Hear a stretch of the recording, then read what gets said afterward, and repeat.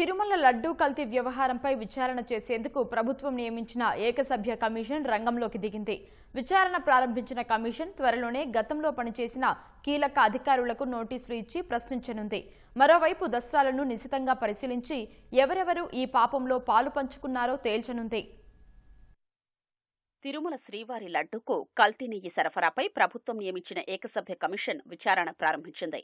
విశ్రాంత ఐఏఎస్ అధికారి commission chairman Dinesh Kumar తిరుపతిలోని పద్మావతి అతిథి గృహంలో కేసుకు సంబంధించిన దస్త్రాలు పరిశీలిస్తున్నారు.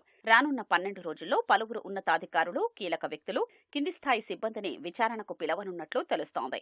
మాజీ ఈవో అనిల్ కుమార్ సింఘాల్, మాజీ అదనపు ఈవో ధర్మారెడ్డితో పాటు ప్రస్తుతం సెలవులో ఉన్న బాలాజీ తదితరుల్ని కమిషన్ త్వరలోనే ప్రశ్నించనున్నట్లు సమాచారం. కల్తీకి కారకులైన వారిపై శాఖాపరమైన చర్యలు తీసుకునే ముందు నిబంధనల మేరకు వారి నుంచి వివరణ తీసుకోవాల్సి ఉంది.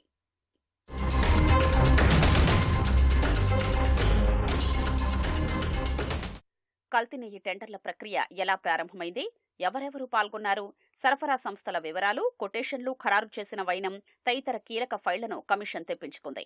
ఆడిట్ విభాగానికి చెందిన పలు రికార్డుల్ని సైతం అధికారులు చైర్మన్కు అందజేశారు. టెండర్లలో మార్పులు చేసినప్పుడు బోర్డు తీర్మానం జరిగిందా, ఆడిట్ సెక్షన్ లేదా ఎఫ్ఎంసీ విభాగాల్లో ఎక్కడైనా అధ్యక్షులు కేవలం మౌఖికంగా ఆదేశించారా అనే కోణంలో పరిశీలిస్తున్నారు. అంతేకాకుండా నెయ్యి సరఫరాదారులకు ఈ రేటు ఎప్పటినుంచి ఇస్తున్నారు, ఈ ధర నిర్ణయంపై ఆడిట్ విభాగం ఎక్కడైనా అభ్యంతరం తెలిపిందా అనే వివరాలపై ఆరా తీస్తున్నారు.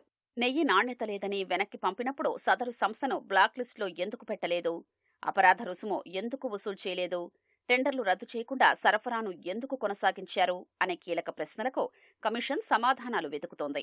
ఈ విచారణను కమిషన్ చైర్మన్ అత్యంత గోప్యంగా ఉంచుతున్నారు. ఒకరిద్దరు ఉన్నత శ్రేణి అధికారులు, విషయ పరిజ్ఞానమున్న వ్యక్తులతో ఆయన రహస్య సంప్రదింపులు జరుపుతున్నట్లు తెలుస్తోంది.